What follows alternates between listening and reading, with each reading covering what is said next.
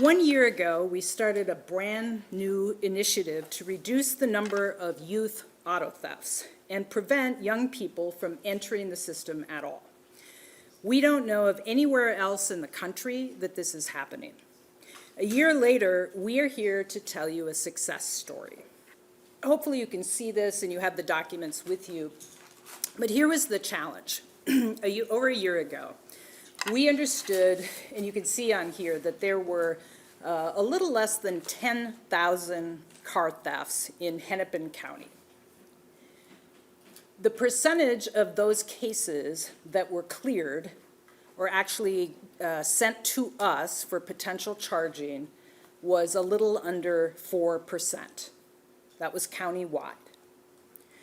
We heard from law enforcement that they often knew of the young people who were involved in these car thefts, but they couldn't bring us enough evidence to be able to charge them. So that's one of the reasons why we started our Youth Auto Theft Intervention Initiative, which we called a pilot originally. This is a partnership along with law enforcement and social worker partners. So this is a slide that talks about what we did as an office. So the Hennepin County Attorney's Office. If law enforcement is unable to give us cases to charge, how were we going to hold ourselves accountable? How were we going to try to help this situation? This is important because we know from data analysts who are involved in this program, that when young people are involved in risky behavior like car theft, it quickly escalates within a couple of months to something more serious. And so in the past, this office's position would have been, there's nothing we can do. Until you can bring us a case, there's nothing we can do. So it's important to understand that this is not diversion. It's not designed for cases that law enforcement presents to us with sufficient evidence to charge. That's not what this is about. This is about those cases where they don't have enough evidence to bring us a case to charge, yet they know who the young people are who are at risk. So what we did at the County Attorney's Office is we created an entirely new voluntary pathway for those young people and their families.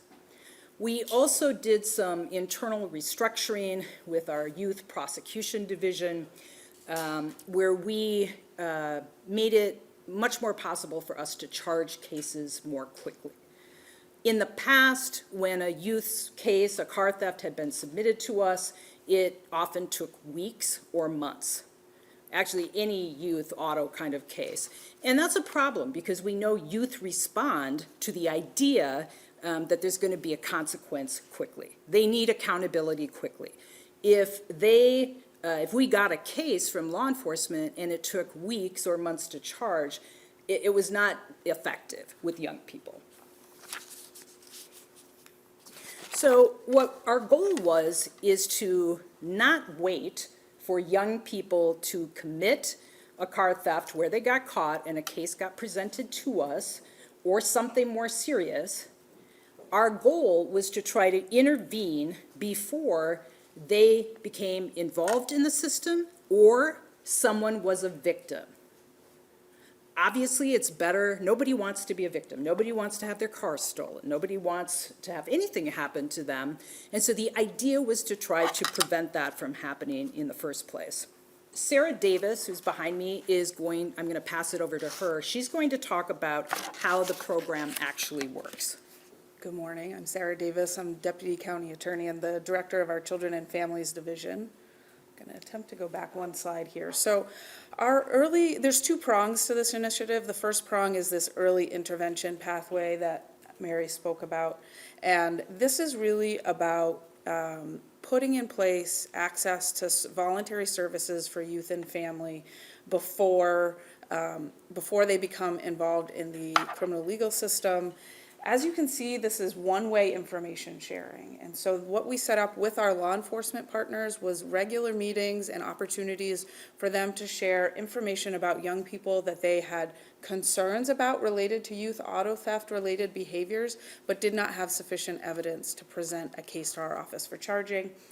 Our team would then review for eligibility, and what that means in practice is that our youth prosecution, our child protection, and our truancy teams would do a file clearance to see if that young person is already receiving services through the county through a different system involvement. And then if not, and if they were eligible, they would be referred to social workers for outreach to the family and youth to provide voluntary services.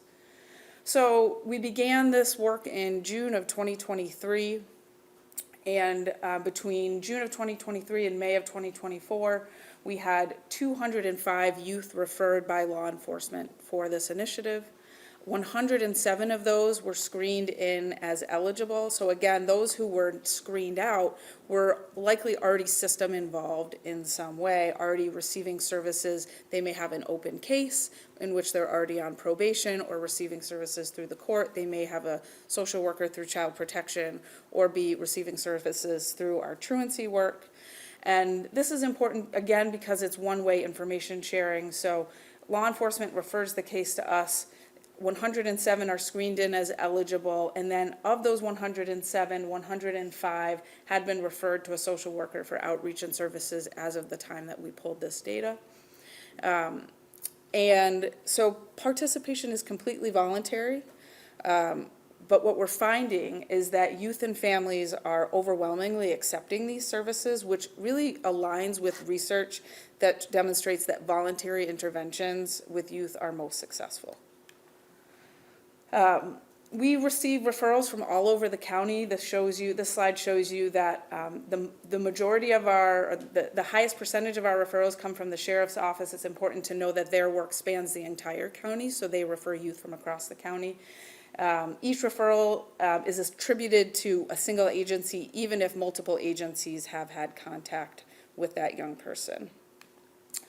And then if they're screened in as eligible, what do the social workers do? So they attempt contact with the youth and the family.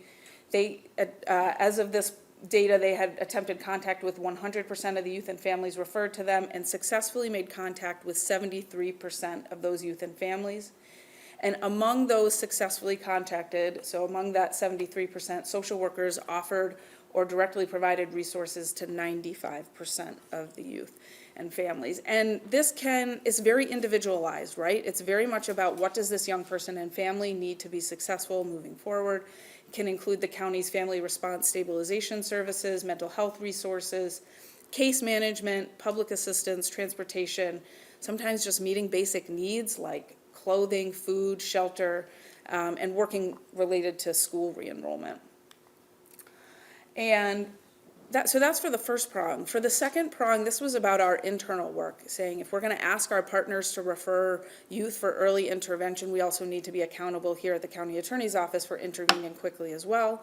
So this is for those young people where law enforcement has been able to submit a case to us, where we really committed to reducing the amount of time to charging. Anybody who has a young person in their life knows that if you wait months, sometimes even a year before you put accountability measures in place, it's way too long and they've already moved beyond whatever it was that happened. And as Mary mentioned earlier, our partners in law enforcement were seeing very quick escalation in behaviors. So we committed to making this change internally where we significantly decreased charging time. So we increased by 18% the number of decisions that were made within 3 days, and by 24% the number of decisions that were made within 10 days. And we also worked with our partners. I want to thank our partners in the court system who worked to put in place immediate access to voluntary services once a young person is charged. Because simply charging a young person is not an effective intervention. It's having them enter the system with immediate access to those voluntary services. And I'm going to pass it back to Mary.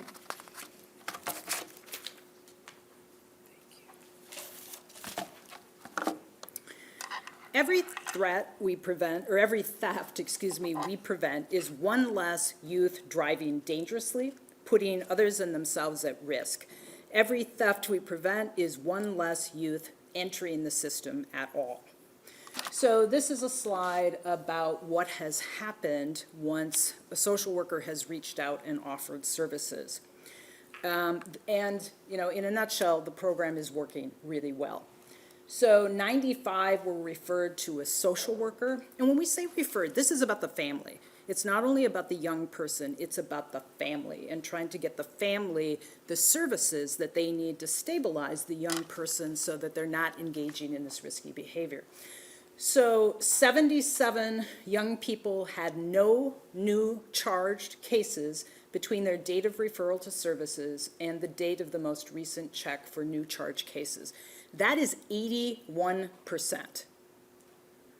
81%, which is unheard of. 81% of those young people have not been referred for a new case. They haven't been charged with a new case. We also know, this is on the next slide here. So here are auto thefts as reported throughout the county.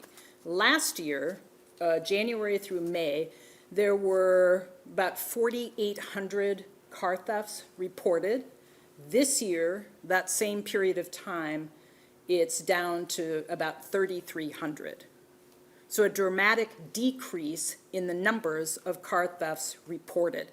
This data comes from the Minnesota BCA, the Bureau of Criminal Apprehension. This data comes from law enforcement. So each department is responsible for submitting this data. This data comes directly from law enforcement partners throughout Hennepin County. So this next slide pertains to Minneapolis and Minneapolis alone, and we'll be hearing shortly from Elliot Payne, president of the Minneapolis City Council. But if you look at the data here, you can see from January 1st to June 24th, 2024, the Minneapolis Police Department reports a 29% decrease in car thefts reported. And we broke this down by ward. So as you all know, Minneapolis has 13 wards, and car theft is down in every single ward, ranging from, I think, 16% to 36%. We know, crime had gone down. There was one place where it continued to go up, and that was car theft. So this is incredibly good news that car theft is going down. So we also know that we at the county attorney's office are receiving far fewer cases from law enforcement. So there's a drop in 48% of cases that we've received. The clearance rates, by the way, have stayed about the same. So law enforcement isn't clearing any additional cases. Car theft is going down, however. So this is part of a broader Hennepin County Attorney's Office to implement policies and practices that are grounded in research and evidence to improve outcomes. Our goal is to improve community safety and well-being through both individual and system accountability that leads to these kind of positive outcomes for youth, family, and our communities. We're grateful to our partners for collaborating with us to achieve these promising results in the context of youth auto thefts. We know that interventions, and Sarah talked about this a little bit, with youth are most effective when they are immediate. So as close as possible in time to the behavior. Relational. We know that youth are much more accountable to relationships than they are to rules. Individualized. We have to account for the individualized strengths and needs of each youth and family, and that's why Sarah said the services that are offered are individualized to what that family needs. Community-based, connected to the youth and family's community, regardless of level of services and supports needed. Both parts of this initiative, the new early voluntary interventions pathway and the expedited court interventions, are built on this framework, and we're seeing the impact in improved outcomes for both youth and community safety. Waiting for young people to steal cars, potentially hurting others or themselves, and gain a criminal record is not the answer. This initiative shows that when prosecutors, law enforcement, and social workers work together to intervene early, and support young people and their families, we can prevent crime from occurring. Early intervention helps improve justice and public safety for everyone. Want to hand it over to Council President Elliott Payne. Thank you, Attorney Moriarty. Hello, everyone. I'm Elliott Payne. I'm the Minneapolis City Council President. And you may be wondering, why am I here? Well, I'm here because the City of Minneapolis is in the process of building a comprehensive public safety system. What does that mean? It means we're building out a foundation with these pillars of prevention, response, and restoration. And that can sound very academic. So what does that mean in practice? What it means in practice is programs like this, early intervention, making sure that we're intervening before we get to the point of there being risks in our community, harm to our young people, and families broken apart. It means partnering with jurisdictions at the city, county, state, and federal level to bring these programs into fruition, whether that is working with AG Ellison on putting more pressure on Hyundai and Kia to repair their cars from being vulnerable to auto theft, to pressuring NHTSA at the federal level to do the same and ask for a nationwide recall, and doing that across the nation with other local jurisdictions. And so this work is going to take a lot of time, and it needs to be built on data. And today we are recognizing the results, right? We have clear results about what it means to do early intervention. And we have results that are showing a level of efficacy that goes far and beyond our ability to respond to this with just police. And when I meet with our police chief, he will be the first to tell you that it is extraordinarily hard to build cases. It is extraordinarily hard to get the evidence necessary to be able to prove without a reasonable doubt that somebody committed this crime. We need to get ahead of those challenges doing programs like this, early intervention. This is how we're going to have a robust, comprehensive public safety system in the city of Minneapolis and throughout the county. So, thank you. Questions? Yes. Sure. I'm wondering for youthful people who have been charged, and then you provide services to them. Are these children who are still in a juvenile facility, or more of have been already released? I'm kind of curious where you provide those services to them. And I want to emphasize again, this pathway, these are not the cases that law enforcement sends to us that are prosecutable.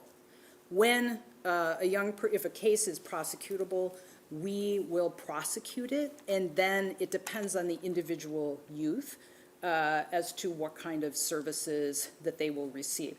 I think it's also important, too, to know that young people are arrested and they're held at the Juvenile Detention Center, but if we don't get the case from law enforcement, that's outside of our control. So sometimes you will hear in the media that young people have been arrested, or the police think that the same young people are being arrested. We're mostly not getting those cases. So I don't know if did that answer your question? Yeah, I think so. I guess, are there certain cases when there's, depending on the person, like you're able to provide some services to a person in a juvenile detention facility? Like, Well, the juvenile detention facility is a holding area. Yeah. It's not designed to give young people services. So we use all of our tools at the county attorney's office. And, unfortunately, that includes sometimes certifying youth as adults, which we did in the Mall of America shooting. There was a young person that we agreed to certify as an adult, and he was sent to adult prison. That's on one end. And there are lots of ways to try to intervene in a young person's life. We don't have enough resources to do that. This program is on the other end of the spectrum, but it did not exist until 1 year ago. Yeah, Jana. What percentage of cases over 23 and 24, when we talk about auto theft, are youth? How many, is it 50% are done by youth, 60%, 20%? So I'm saying, like, where do you fall into this car theft problem as a whole? Sure. We don't have that data specifically. So for example, the data, can I have the clicker for a second? Related to Minneapolis, that's just reported auto thefts. And because a lot of them aren't solved, right? The clearance rate, as Mary mentioned, hovers around 4%. Unless they're solved, we don't know if it was a young person or an adult or some combination. So what we have to look at is the data that law enforcement reports to the state, and I believe this actually came from MPD's crime dashboard themselves, about how many auto thefts are being reported to them. But we can't break that down by youth or adult unless it's solved. And so that's where what we can look at is how many cases are being submitted to our office by law enforcement for charging consideration for young people in the context of auto theft.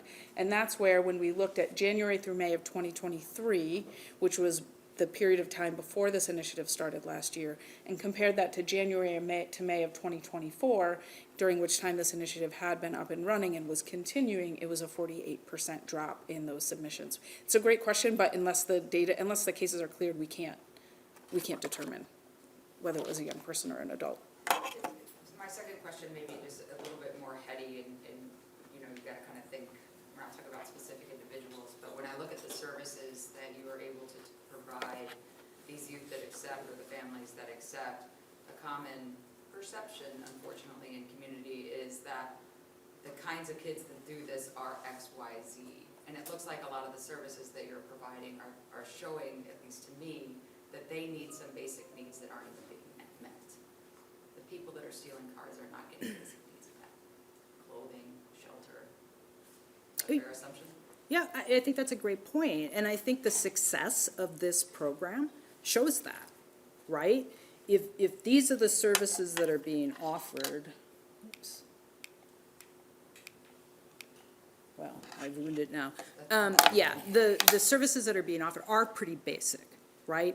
So if providing those basic services mean that 81% of these young people aren't coming back with a charged case is huge. These are young people who, were coming off of COVID. There are mental health issues. There's housing instability, food insecurity, all of these issues.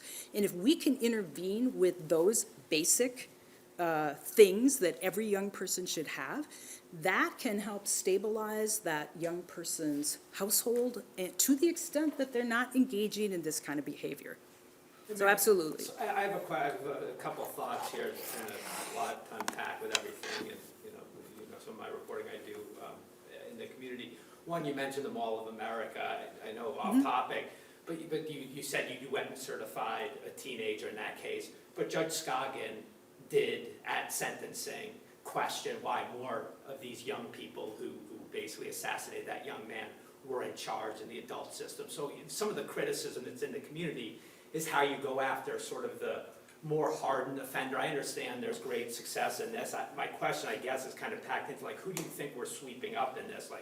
The kids on the periphery who are, have the candy bar in the back seat and let's hop in the car with the kid who's got the gun, if you will. Are we sweeping up real potential dangerous offenders? I think about recently, case made some headlines. I think Fox 9 certainly mentioned it. A kid with several arrests documented, even a couple prior charges.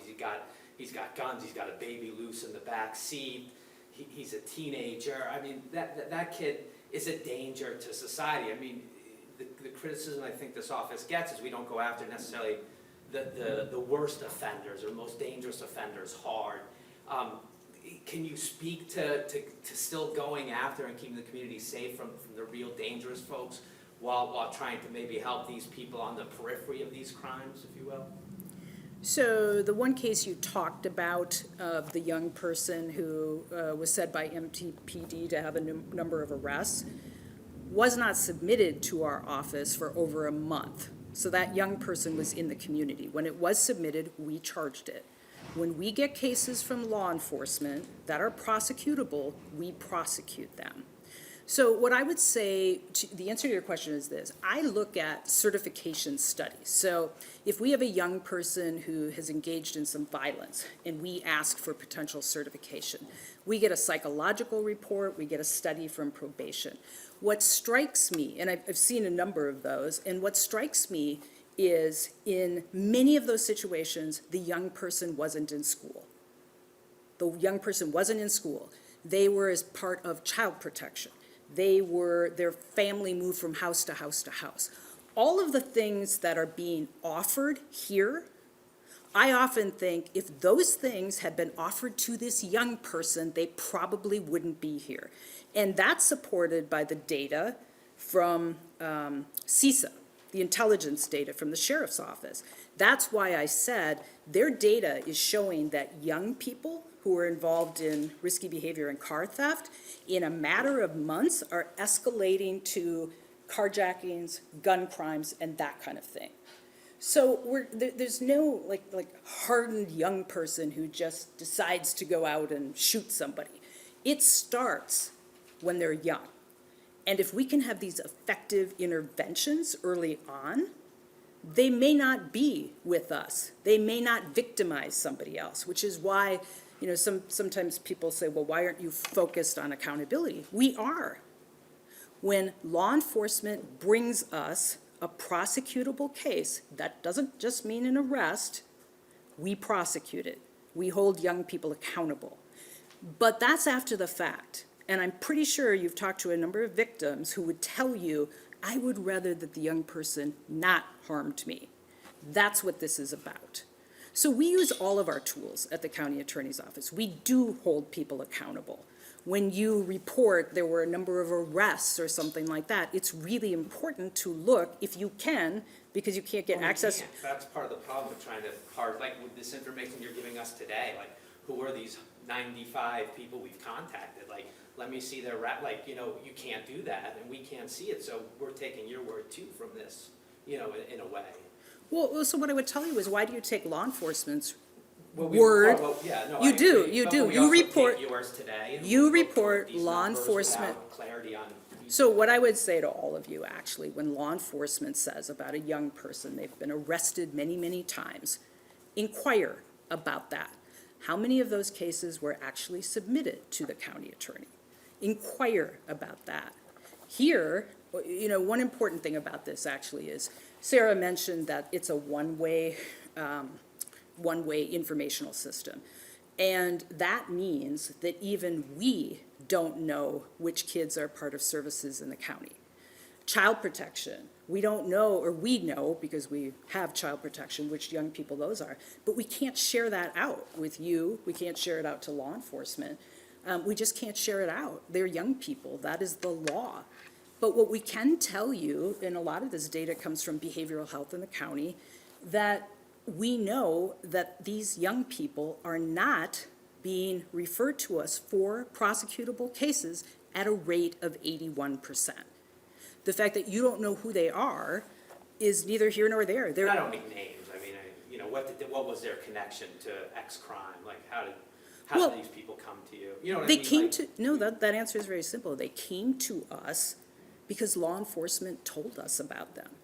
All of the people that are all the young people referred to us come to us from law enforcement. And that goes back to why we started this initiative in the first place. We knew clearance rates are really low, 4% or so. So of all the cars that are stolen in Minneapolis, 4% of those cases actually get submitted to us at the county attorney's office for potential charging. So and we know there are a number of reasons for that. Young people wear masks, I mean, all kinds of reasons for that.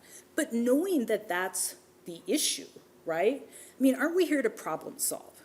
We know that it's a problem that law enforcement can't solve car theft cases. So rather than throw up our hands and say, well, there's nothing we can do, as the office has done in the past, we said to law enforcement, what if we meet with you and your data analysts, and you tell us the names of these young people who are at risk, and we'll run them through our database. And I know there's some frustration about we don't name names, but what difference does it make in terms of the law enforcement can't even get us a case, right? They can't get us a case. These aren't prosecutable cases. So this is something that allows law enforcement to share with us the young people that they suspect or they know. They may see running away from a car, but they just can't send us a prosecutable case. So this information comes from law enforcement. Mary, that Yep. 4% number that you've mentioned with the clearance rate, so I want to make sure I have it crystal clear.